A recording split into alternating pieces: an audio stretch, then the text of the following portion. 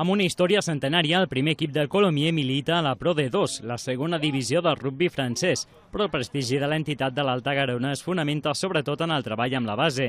L'exseleccionador dels Isards, Philippe Filiatre, és el responsable de l'equip sub-18 que des de divendres s'ha concentrat a Andorra. Et pour vous donner une idée, en France, il y a beaucoup de joueurs étrangers, vous le savez, sur le top 14 et la Pro D2. Et à Colomiers, en moyenne, par match, il y a 18 joueurs issus de la formation française.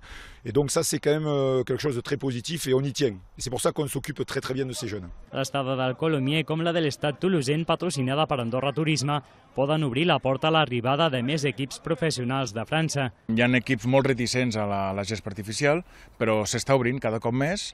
Colomiers ho ha provat, estan aquí i estan encantats. Les conditions de travail, elles sont exceptionnelles. Sincèrement, on le trouve rarement ailleurs.